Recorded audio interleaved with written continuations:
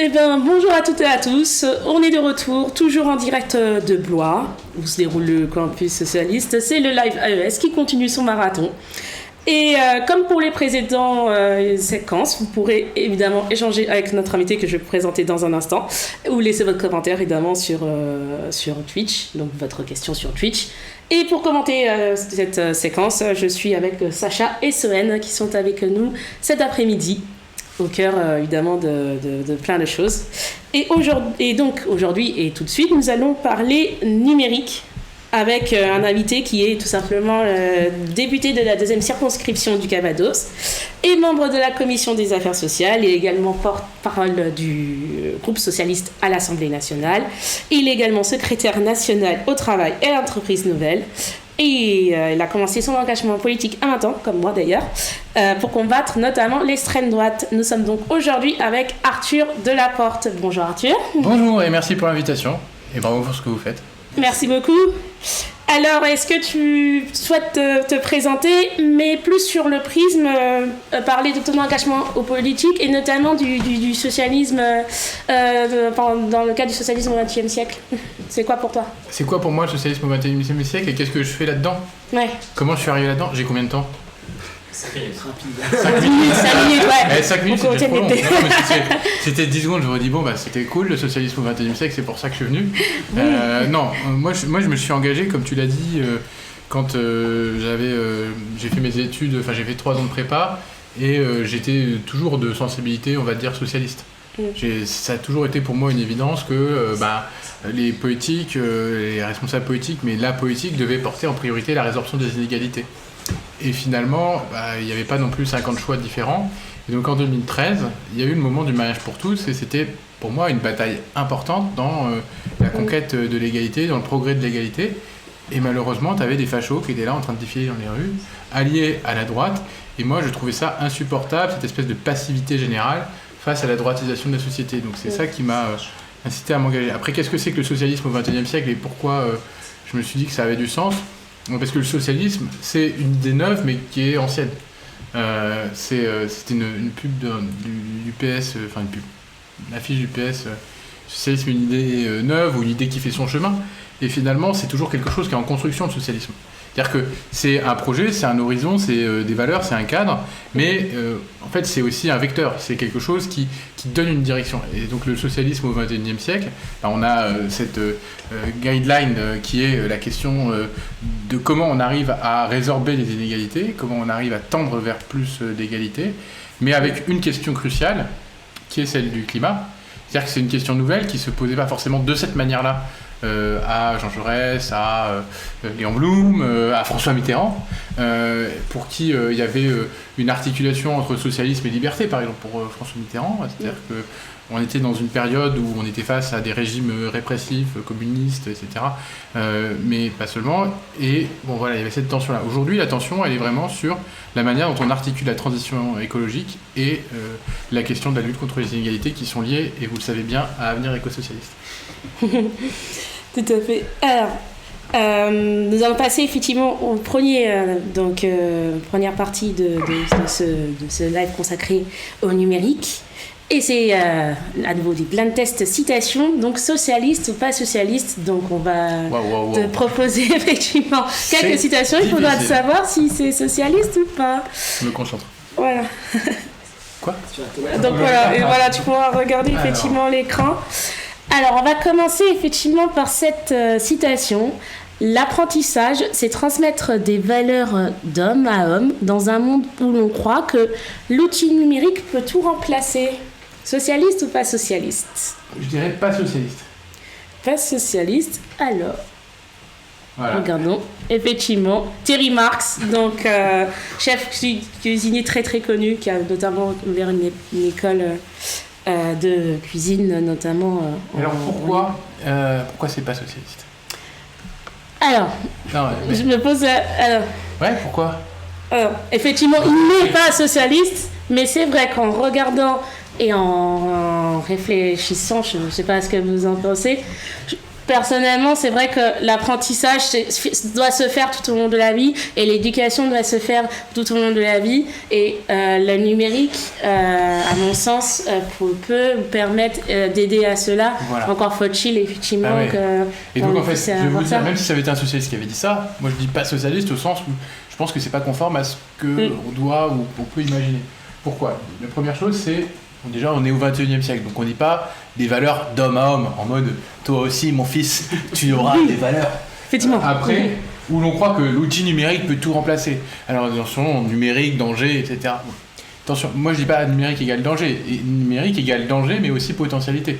Et donc en fait, on peut très bien se transmettre des choses à travers le numérique, on peut apprendre à travers le numérique, on peut aussi évidemment désapprendre à travers le numérique, mais du coup, voilà, là on a un truc un peu dichotomique, un peu finalement surplombant, alors que l'apprentissage chez les socialistes c'est plutôt l'inverse, c'est l'idée de l'émancipation, l'idée de comment ensemble on devient meilleur, mais c'est pas simplement de la transmission, c'est on apprend chacun l'un de l'autre. Voilà. Exactement. Et l'une de l'autre. Oui, l'une de l'autre, effectivement. N'oublions pas. Alors, on va passer à une autre, effectivement, citation. Donc, le marché unique est nécessaire pour réduire la fracture numérique. Cependant, cette transition vers un nouveau cadre de fourniture de communications électroniques doit se faire dans le respect des consommateurs. Alors, c'est pas socialiste, mais ça aurait très bien pu être dit par un socialiste. Voilà. Un socialiste des années 2014. Oui, je pense qu'on est plutôt dans cette époque-là, puisqu'on parle d'une citation de Catherine Trautmann, qui fut maire de Strasbourg. Et aussi, oui, mais elle était ministre. Et ministre, bien sûr. Et donc, Catherine Trautmann, bon ben voilà, je vous dis, c'est un peu socialisme old school. C'est-à-dire que aujourd'hui, la fracture numérique, finalement, on n'a pas forcément besoin du marché unique pour la réduire. D'ailleurs, le marché unique, c'est un terme un peu désuet pour dire qu'aujourd'hui en Europe, on peut échanger librement sans avoir la taxation aux frontières. Donc finalement, voilà, il y a un truc un petit peu techno... C'est pour ça que j'ai dit socialiste old school, mais oui, j'avais bien senti exactement. le socialiste libéral des années 2000. Voilà. Oui, bien vu. Bon, alors, continuons avec cette dernière citation. Alors, tac. Réjouissons-nous de l'émergence du numérique et des services en ligne ou portables. La construction de gigantesques bases de données va permettre de retrouver la radio entre guillemets en stock, c'est-à-dire quand on le veut, là où on veut. Ça, c'est une citation qui date du milieu des années 2000. Donc, voilà, on invente, on ne connaît pas encore le terme de podcast. Donc, voilà. Donc, oui, c'est une forme de balado-diffusion, on peut dire. Donc, avec un Walkman. Donc vous êtes trop jeune pour avoir connu le Walkman, mais moi, j'avais des Walkman. Donc, ça, il n'y a rien de très socialiste ou pas socialiste. Je dirais plutôt... C'est peut-être un socialiste qui l'a dit, mais c'est peut-être pas un socialiste qui l'a dit. C'est le côté normand, ça. Effectivement, c'est Jean-Marie Cavada qui a effectivement dit cette phrase, mais effectivement, qui est notre... Très bien. Alors, on va passer effectivement au moment... Il a été un peu proche et puis un peu loin. Il a été un peu modem, un peu partout. Oui, tout à fait. Tu fais bien de le rappeler pour ceux qui nous écoutent et qui nous regardent. On va passer à la question clé, qui est quand même important parce qu'il y a pas mal d'enjeux. Tu l'as déjà évoqué rien que ça au début de ce live, notamment avec la fracture numérique qui touche pas mal de personnes. Quand je dis fracture numérique, il y en a qui n'ont pas forcément accès à Internet, qui sont dans des zones blanches. Il y en a d'autres qui n'ont même pas les moyens de se acheter juste un PC ou un smartphone, ou d'autres qui ne maîtrisent pas forcément les outils numériques, notamment lorsqu'on doit déclarer ses impôts en ligne. Il y a aussi le problème qu'il y a de plus en plus de jeunes, enfin quand je dis jeunes, plutôt moins de 13 ans qui utilisent les réseaux sociaux. Donc il y a forcément un cadre qui doit, je pense, être mis en place. Il y a aussi les influenceurs, effectivement, qui sont de plus en plus présents, mais à quel prix, puisqu'on voit qu'il y a parfois des dérives, malheureusement, à cause de ça. Et puis sur une partie, on va dire, un peu plus environnementale, il y a la pollution numérique qui rentre encore en ligne de compte et sur lequel il y a un combat à mener. Et donc la problématique, c'est comment imaginer un numérique socialiste au XXIe siècle. C'est une question vaste à laquelle je pense que peu ont la réponse parfaite. Mais qu'est-ce que c'est que le socialisme ? C'est deux choses. Historiquement, c'est finalement... on peut dire historiquement, c'est la révolution. C'est l'idée de la révolution sociale pour abolir finalement les inégalités de manière absolue. Mais qu'est-ce que c'est que le socialisme contemporain ? Ça s'appuie sur deux logiques. Une logique, on va dire, de régulation forte, de retour de la sphère publique dans la régulation, la régulation dans la sphère publique, de mise sous contrôle de l'État, des phénomènes pour essayer de réduire ou de compenser les inégalités. Donc pour le numérique, il y a, on va dire, cette dimension-là, c'est-à-dire qu'aujourd'hui, le numérique est hors de contrôle. Hors de contrôle massivement. Après, ça ne veut pas dire qu'il y a des tentatives de régulation qui sont potentiellement inabouties, mais il y a cette dimension-là que les GAFAM, aujourd'hui, font à peu près ce qu'ils veulent, mais qu'on a tenté de les réguler. Alors, j'ai dit la régulation étatique, mais ça peut être une régulation qui est à niveau supra-étatique, notamment européen. Aujourd'hui, avec, par exemple, le RGPD, donc, qui permet le contrôle des données, qui permet de limiter la capacité à stocker des données et l'information des utilisateurs, on a plus de transparence. C'est pas un absolu, mais on a, on va dire, un cadre qui est plus protecteur qu'avant son existence des données des individus. On a aussi, ce qui est en train d'entrer en vigueur là, aujourd'hui, en gros, le DSA, le Digital Service Act, qui est un règlement qui va imposer aux plateformes, Facebook, Instagram, Twitter, etc., Twitch, de respecter un certain nombre de conditions pour que les utilisateurs puissent signaler des contenus, de retirer les contenus, de prévention du harcèlement, de protection finalement des utilisateurs. Donc qu'est-ce que c'est qu'un socialisme, un numérique socialiste ou le numérique vu du point de vue socialiste, c'est un numérique qui est contrôlé dans l'idée qu'on va protéger l'individu, qui est souvent vu comme le consommateur, mais plus largement le citoyen, des puissances de l'argent et des ravages potentiels du capitalisme. Mais c'est aussi finalement le socialisme, l'idée de la collectivisation ou de la mise en commun d'un certain nombre de choses. Ça peut être la mise en commun des savoirs, ça peut être la recherche de l'émancipation, ça peut être la recherche du lien social comme un moyen pour que l'individu devienne meilleur. Et donc cette collectivisation, ça peut passer par finalement, est-ce que Wikipédia est socialiste ? Je pense que d'une certaine manière, oui. Parce qu'il n'y a pas dans Wikipédia la recherche du profit, il y a l'idée que, en fait, il y a la mise à disposition de la communauté des parcelles de savoir, et que finalement tout ceci permet aux individus d'être meilleurs et aussi d'être inscrits dans un cadre collectif. Est-ce que les réseaux sociaux sont socialistes ?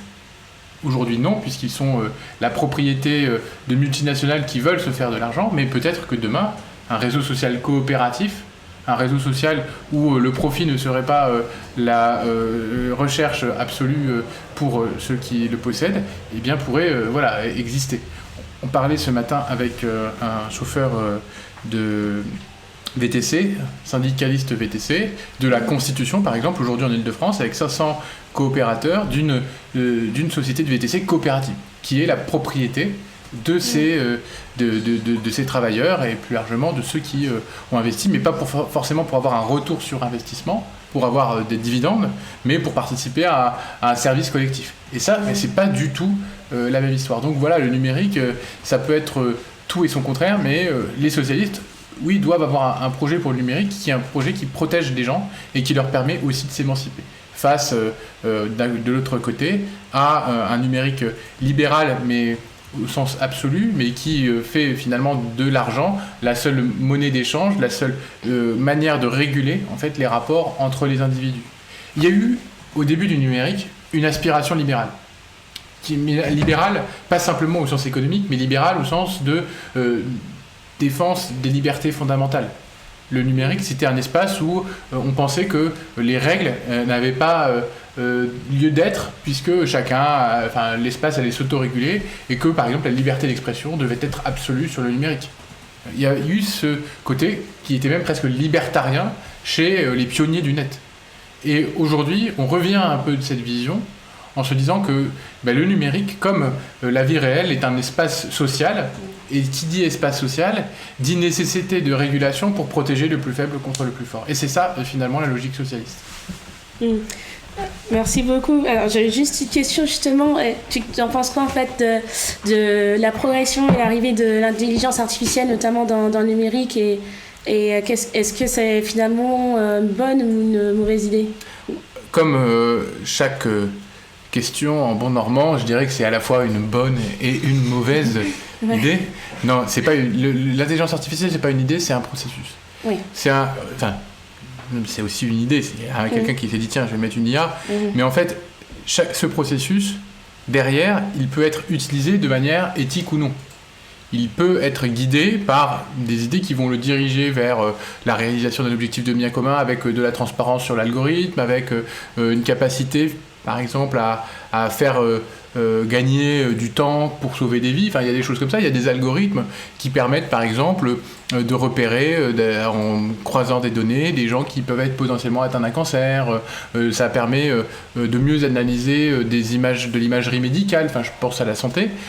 Et donc, finalement, de réduire le risque d'erreur. Ça permet d'aider des médecins dans leur diagnostic. Mais l'algorithme ne peut pas se substituer à l'homme. Et l'algorithme ne peut pas être non plus un outil d'asservissement de l'homme.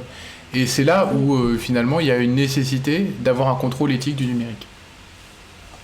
D'accord. Merci beaucoup, du coup. On va passer du coup au prochain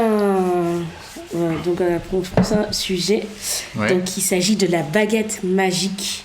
Donc, on t'a demandé si tu avais un concept ou une idée qui pourrait incarner le mieux le socialisme au XXIe siècle. Bon, alors là, c'est le moment autopromo. Voilà. Non, c'est vrai, j'ai pas trop réfléchi à l'idée, mais il s'avère qu'on vient de sortir avec Sarah Kerish, première secrétaire fédérale du Nord, responsable nationale du Parti socialiste en charge de la lutte contre l'extrême droite, un petit bouquin qui s'appelle « Le socialisme joyeux ». Donc, c'est pas vraiment un concept en soi, mais l'idée, c'est quand même de dire que, pour nous, comment il doit être le socialisme au XXIe siècle, il doit être joyeux. Pourquoi ? Parce que souvent, on s'est dit, le socialisme, c'est le passé, quoi. Ça existe encore, enfin, c'est quelque chose qu'on en sortait quand même assez régulièrement, ça existe toujours le PS, tu fais de l'archéologie, tu fais une thèse d'histoire et tout ça. Enfin, moi, je travaillais sur le socialisme d'un point de vue universitaire. Je disais, ah oui, t'es archéologue, vraiment, t'es courageux. Bon. Et je pense qu'on peut changer notre rapport au socialisme en se disant que, bon, déjà, c'est une idée nouvelle, donc qui a de l'avenir, mais surtout que c'est un certain rapport au monde. Et ce rapport au monde, c'est un rapport au monde qui est bienveillant et qui est collectif. Parce que la joie, c'est ça. C'est finalement la capacité à, ensemble, partager quelque chose, partager une émotion. Et on est dans un moment où il y a finalement un retour des émotions en politique. Il y a des gens qui théorisent ça, qui théorisent par exemple le Chantal Mouffe, le populisme de gauche, où on s'appuie sur la colère pour faire ressortir des affects qui derrière vont générer des mécanismes de vote.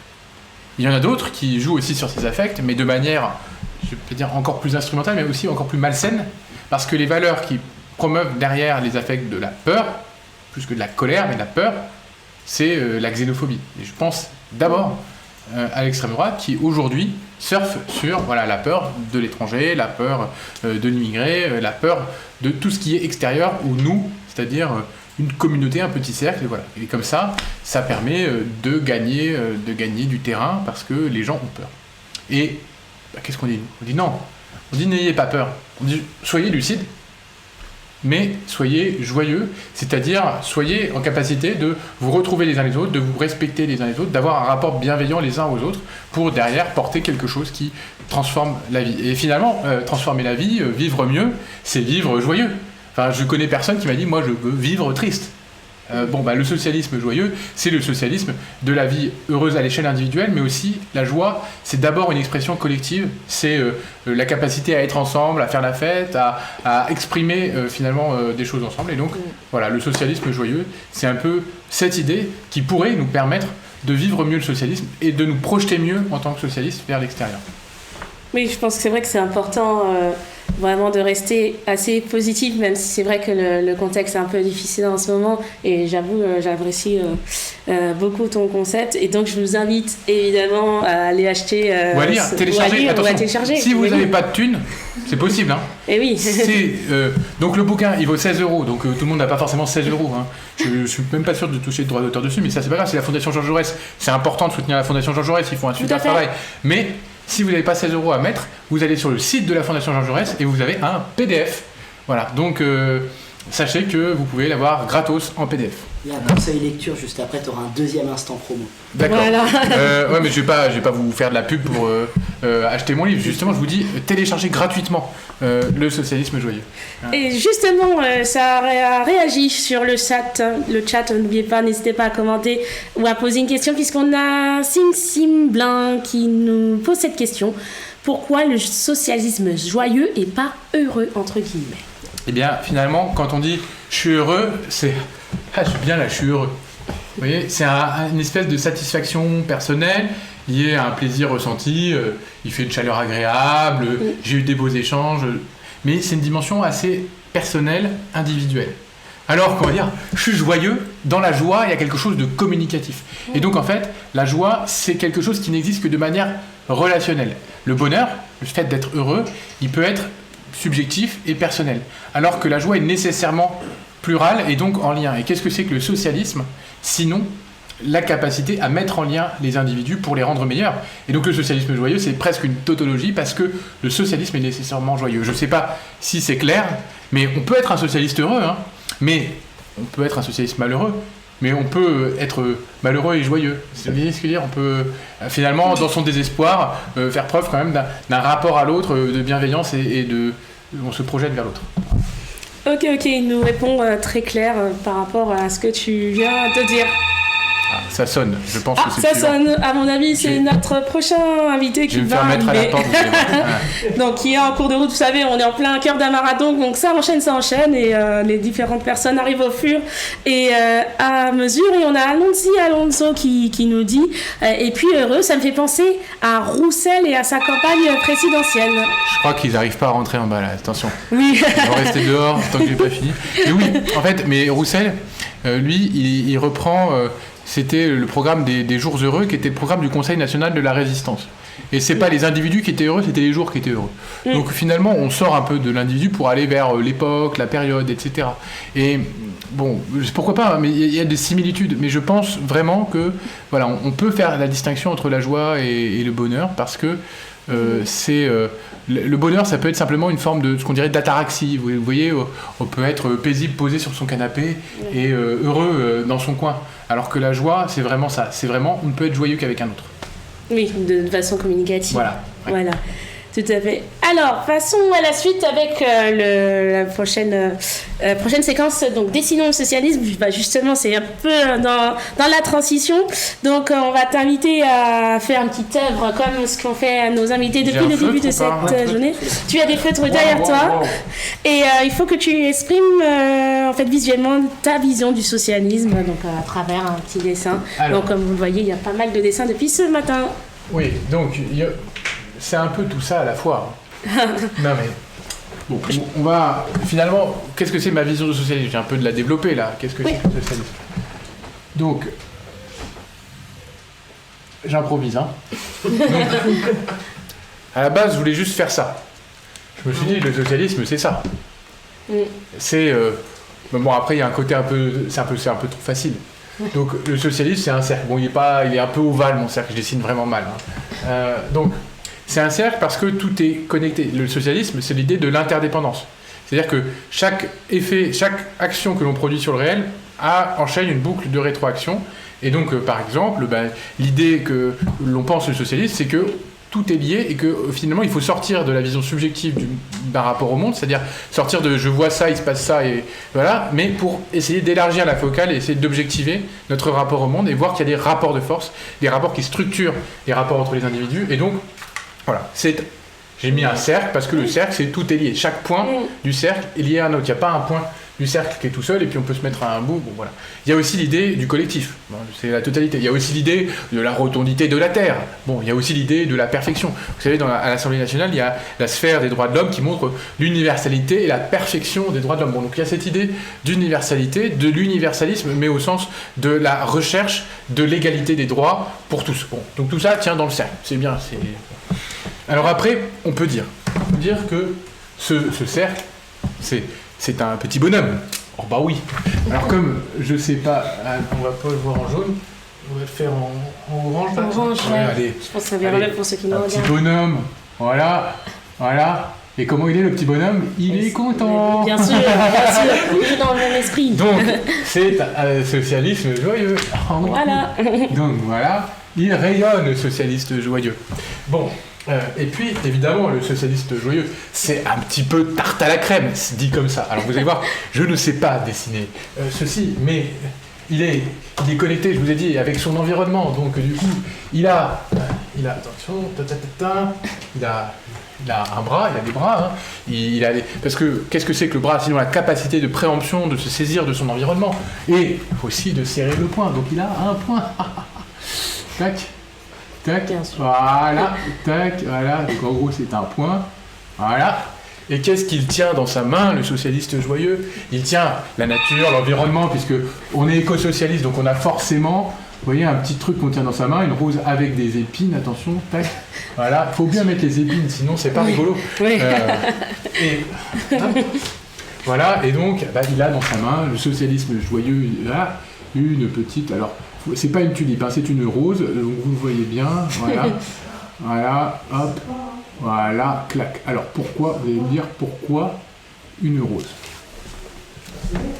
Je vous renvoie à un excellent article de Frédéric Seped, publié dans la revue 20e siècle, sur l'histoire du logo du Parti socialiste. Le point et la rose, finalement. Alors le point, c'était un symbole de ralliement assez ancien des ouvriers, hein, puisque ça symbolise la lutte sociale. Mais pourquoi la rose? Ça a été inventé par les jeunes socialistes parisiens de la Fédération de Paris, qui appartenait à l'aile gauche du Parti socialiste, enfin la jeunesse socialiste, je reviens. Ça a été inventé par le CRS. Le CRS, c'est un courant qui a été créé par Jean-Pierre Chevènement dans les années 1960, qui était un peu l'aile gauche, l'aile unitaire. Ils voulaient l'union avec notamment les communistes. Déjà, à l'époque, on se posait ces questions. Et donc, ils ont créé ce logo. Ce logo, qui était donc celui des socialistes parisiens, est devenu celui des jeunes socialistes, puis est devenu celui du Parti socialiste, mais un peu de manière arbitraire. Et François Mitterrand, interrogé en lui demandant qu'est-ce que ça veut dire le point et la rose, et bien le point, vous voyez, le point levé, je vous l'expliquais, et la rose, en fait, il y avait un symbole des socialistes qui était l'œillet. On est passé de l'œillet à la rose, hein, donc voilà, c'était juste une évolution, mais c'est quand même cette couleur rouge à la base, hein, quand même, de l'idée rouge, le drapeau rouge c'est quand même le drapeau de la révolution, mais le drapeau de la lutte sociale, voilà, donc il est là. Donc la rose, c'est une fleur un peu rouge, voilà, parce que là je l'ai mis un peu trop rose, d'ailleurs rose, on met un peu de rouge dedans, quand même, ça peut tomber, voilà. Voilà.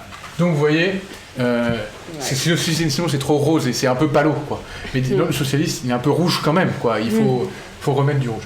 Voilà un petit peu le socialisme joyeux, tel qu'on peut se l'imaginer, même si évidemment il faudrait le représenter, mais ça a été fait de manière relationnelle. Ouais. Et puis là, vous voyez, c'est un personnage neutre, hein, mais c'est à la fois un homme et une femme, vous voyez, c'est un personnage collectif. Voilà un petit peu mon petit dessin. Vous voyez, je dessine vraiment très mal. Beaucoup par aux autres, c'est pas beaucoup. C'est que le socialiste ne sait pas dessiner, c'est peut-être ça. Alors, peut-être l'anecdote que tu vas nous raconter, peut-être en lien avec ça, je ne sais pas, puisque c'est le moment de nous dire, est-ce que tu as quelque chose à nous raconter par rapport justement aux universités d'été ou au campus, puisque maintenant ça s'appelle plus campus socialiste. J'ai pas réfléchi à cette anecdote, donc je vais vous en raconter une. Ouais. Sur ma première université d'été. Donc j'ai adhéré au PS et objectivement le PS c'était peut-être comme encore aujourd'hui, on adhère, mais on n'est pas directement recontacté pour prendre sa carte. Donc pendant plusieurs mois il ne s'est rien passé, et à côté de ça j'ai réussi à obtenir un stage auprès d'un député. Il m'a dit mais il faut que tu viennes, à l'époque c'était à La Rochelle, moi j'étais pas richissime, donc du coup je connaissais personne, et je savais pas que le MJS pouvait aider, tout ça, qu'il y avait un camping, un truc un peu collectif. Donc je me suis retrouvé à prendre une nuit en camping à 10 km de La Rochelle, et donc j'allais à vélo le matin, le soir, donc je revenais tard dans la nuit pour aller donc dans ce camping. Et puis pour y aller, j'ai pris le train, hein, donc j'ai mis mon vélo dans le train. Et arrivant sur le quai de la gare de Poitiers, le TGV qui allait vers La Rochelle s'arrête. Et là, je vois descendre 2 ministres socialistes. Moi, j'avais jamais vu de ministre socialiste, quoi. Je débarquais, on était en 2013. Alors peut-être qu'on mettra longtemps avant d'en revoir, hein, mais en tout cas, à l'époque, ça existait. C'était une espèce un peu plus commune et courante. Et donc, je les vois en train de discuter de leurs vacances et tout ça. Et j'ai trouvé ça d'une étonnante banalité, bon, avec un peu de morgue et tout ça. Donc voilà, aujourd'hui, ces gens ne sont plus forcément au Parti socialiste. Mais à l'époque, je les avais trouvés un peu, méprisants et distants. Bon, eh bien, aujourd'hui, je dois dire que c'est quelque chose que j'essaie justement de ne pas faire, c'est d'être un ministre méprisant et distant. D'ailleurs, je ne suis pas ministre, ça tombe bien, mais même en tant que député, c'est-à-dire que en 2013, il y avait quand même des ministres qui se prenaient pour les génies du monde et qui regardaient le militant pas comme leur égal. Et ça, j'avais trouvé ça vraiment problématique. Et donc, je pense qu'aujourd'hui, en tout cas avec les députés du groupe socialiste que je côtoie, je les trouve moins arrogants que je trouvais en tout cas les cadres socialistes, les ministres, on ne l'est pas, à l'époque. Voilà la petite histoire. Qui c'est les ministres ou pas? T'as des Le noms peuple a le droit de savoir. Il y en a un qui est maire d'une grande ville, d'une région viticole, qui n'est plus au Parti Socialiste, mais qui avait déjà cette espèce de morgue condescendante. Mais donc je me dis que finalement c'est pas une grande perte pour le socialisme, mais ça c'est une autre histoire. Alors, tout à l'heure, tu as fait la promotion de ton livre. Est-ce que tu as un autre livre à recommander pour tous celles et ceux qui nous écoutent et qui nous regardent sur Twitch et qui t'a marqué dans la vision politique et que tu souhaiterais justement partager à nous toutes et à nous tous? Je n'avais pas forcément réfléchi à cette question, mais un livre qui m'a marqué, pas forcément dans ma vision politique contemporaine, mais un de mes livres qui m'a le plus marqué, c'est Les Mémoires d'Adrien de Marguerite Yourcenar. C'est un livre que je trouve bouleversant et qui questionne le rapport au pouvoir en fait, et le rapport à la vie plus largement.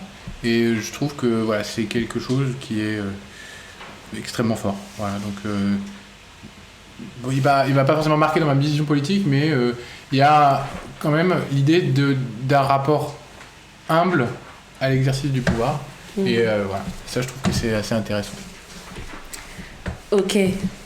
Mais écoutez, on va bientôt évidemment passer au Alors, je vais début. juste dire, Mais... Adrien, qui c'était? Oui, qui était Adrien? Oui, bien sûr. Adrien, parce que c'est pas Adrien, mon voisin, et tout ça. Ouais. C'était Adrien, non, c'est un empereur romain, qui est en gros le successeur spirituel de Marc Aurèle, et donc qui a aussi une vision philosophique de l'exercice du pouvoir, et qui a été sur tous les continents de l'époque, c'est-à-dire l'Europe, l'Asie, l'Afrique, et qui était un humaniste extrêmement cultivé. Et voilà. Merci. Ouais. Merci beaucoup Arthur. Donc c'est bon, c'est fini là. Je suis libre. Voilà, on va pouvoir te libérer, mais franchement, merci à toi d'avoir échangé avec moi. Je suis libre, mais joyeux. Mais oui, toujours avec joyeux. Merci à toi, Arthur. Les enfants. Salut. Et on se retrouve tout de suite, évidemment, pour le débrief. À tout de suite. Et on est de retour, toujours en direct de Blois, donc pour débriefer cette discussion que nous avons eue avec Arthur Delaporte sur le numérique. Est-ce qu'il y a des choses qui vous ont marqué pendant ce live? C'est mon tour là du coup. Ah non, mais là, Comme vous voulez, on est avec Sacha et Soren pour ceux qui nous rejoignent. Moi en fait je trouve ça intéressant le fait d'aborder la question du militantisme sous la question de l'émotion. C'est pas quelque chose qu'on retrouve souvent. C'est en général, en fait, quand on parle de militantisme ou d'idéologie ou tout ça, en général, les principaux aspects qui reviennent, c'est la manière dont on milite en fait. Et on retrouve pas l'aspect de l'émotion, l'aspect émotionnel dans le fait de militer. C'est clair que quand on croise, par exemple, je suis personne lambda qui marche dans la rue, Il y a militant qui veut me filer un tract. Si la personne fait la gueule et est habillée tout en gris et qu'il pleut, forcément j'ai pas très envie de m'arrêter pour écouter cette personne parler.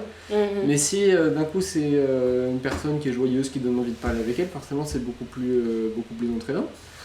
Donc je pense que c'est intéressant d'aborder justement la question du socialisme et du militantisme sous cette question-là. J'ai pas lu le bouquin d'ailleurs, au passage.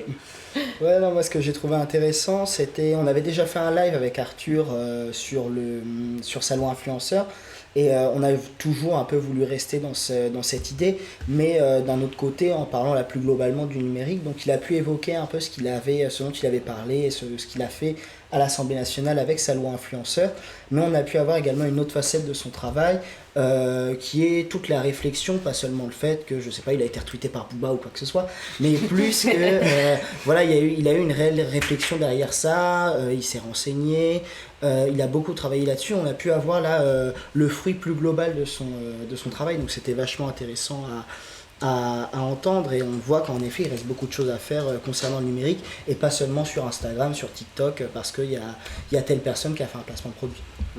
Et Ouais. d'ailleurs pardon. Oui, vas-y. Non, Non, pardon. tu peux. Juste sur l'aspect recherche, je trouve ça pas mal qu'il y ait des députés, des politiques actifs qui font un travail de recherche, un travail un peu universitaire, un travail de réflexion, pour relancer justement un travail intellectuel, notamment au sein de l'appareil socialiste. Donc je pense que c'est bien aussi qu'on ait justement ce genre de travaux qui sortent. Oui, tout à fait. D'ailleurs, c'est ce qui permet aussi de faire émerger de nouvelles idées, effectivement, socialistes et éco-socialistes.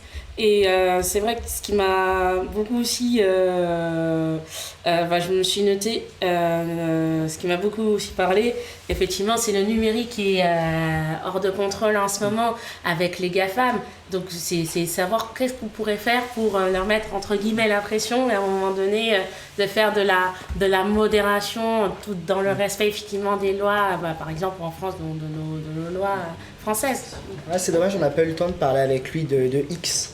Oui, Bon, justement. ça aurait été Ouais, intéressant ça aurait été d'aborder, intéressant. savoir ce qu'il pensait de X, mais globalement, je pense que c'est dans la même veine que ce qu'il disait tout à l'heure lors de la question qui est, voilà, le numérique hors de contrôle avec les GAFAM, et cette surpuissance, là, Elon Musk a été capable de racheter Twitter et de transformer en 2 semaines toute l'interface et la facette de ce réseau qui date de plusieurs dizaines d'années, quoi. Donc c'est vraiment là, je pense que c'est la preuve la plus concrète qu'on peut avoir d'aujourd'hui du non-contrôle de ces réseaux. Ouais. Et il y aurait un parallèle d'ailleurs à tracer, je pense qu'il est déjà largement tracé par plein de gens, mais avec la concentration dans les médias, etc. La manière dont Musk peut se permettre de racheter un réseau social et de faire à peu près tous ses caprices des réalités sur ce réseau social-là.